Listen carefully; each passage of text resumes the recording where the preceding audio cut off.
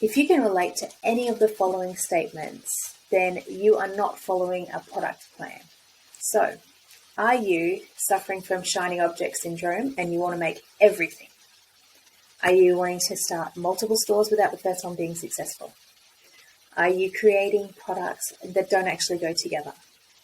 Do you see trends that aren't in your niche but you want to jump on them? Have you not started your store yet because you're not sure what to make?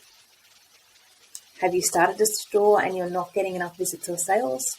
Or do you create your products and then look for what keywords to use to sell them? If you have answered yes to any of those statements, you need to stick around and watch this video. Okay, so you're not creating a proper product plan, and I'm going to explain exactly what you need to do in order to have a proper product plan. So, step one, open a spreadsheet or a document or something where you can actually note all this down. What I need you to do is research. So you are going to look at what's selling in your niche, what people are searching for in your niche, what trends you can see in your niche, and then you're going to make a list of keywords for all of the products that you're going to be making. You need to research your competitors, their prices, their sizes that they're offering, colors and styles, and if they're offering bonuses. And you need all of this information recorded so that you can easily develop your own product plan. Now, the reason why this is so important to do at the very beginning is because you need to know what people actually want in order to create your products, because there is no point at all in creating products that nobody wants. So you need to make sure and validate your ideas before you can actually create the products. So research is key, and you should not ever be creating products and then at the very end looking for the keywords. You should know up front exactly what keywords you're going to be using, because when you do your research properly, that is how you're finding exactly what you should be making. So let's say, for instance, I was doing a search on Insight Factory or eRank, for instance, and I was searching up invoices and invoice templates. And I seen that there was a pattern of colors being neutral or colors being pink.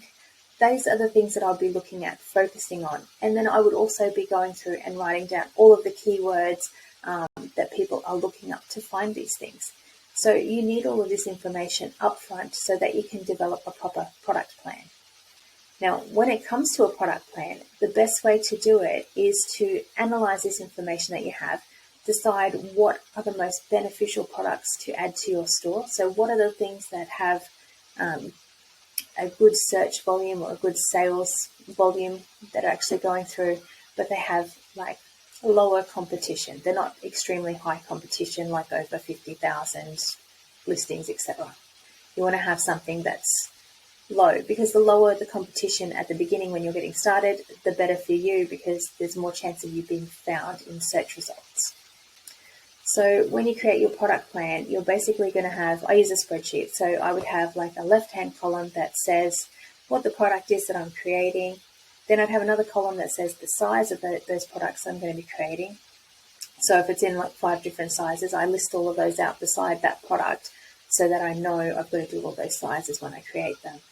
And then in each of the columns going across the top, I would write down all the colors and styles and themes that I'm going to be creating products in, and that becomes my product plan.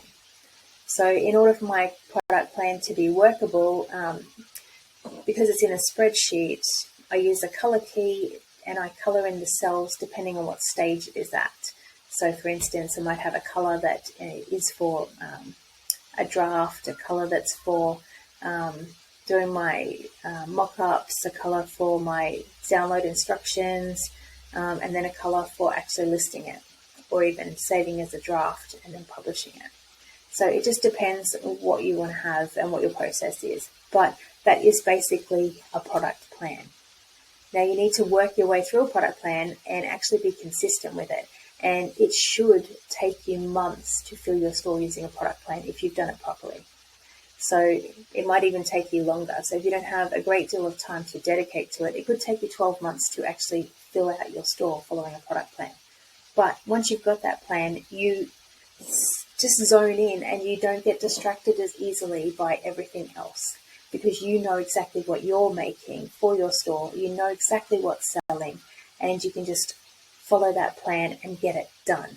And it's very important that you do this and don't skip this stage, because if you skip this stage, you are going to be creating things that possibly people don't want. And we're all here to make money, so there is no point in that. All right, so I hope that has helped you. I am going to give you some bonus tips right now on how to actually increase your productivity when you're getting started. Okay, in order to be productive, you need to batch your tasks. And I'm just going to explain to you exactly how to batch your tasks in the best way possible. So let's say, for instance, you are making an invoice, because we already used this as an example, and you want to make it in 10 different variations or 10 different themes. You're going to start with one, and you're going to get that one ready, and then you are going to duplicate it and do all your different variations straight away. So once you have that one theme done, then you do the other 9. So you've got all of those designs ready to go. Then you're going to mock up all 10 of those variations at the same time. Then you are going to do all of your download instruction sheets at the same time for those 10 products. And then you are going to do those 10 listings all at the same time. If you do it this way, it will save you time. You are already in the zone for doing that particular task, so your brain is already there. It will speed everything up. It will make you so much more productive.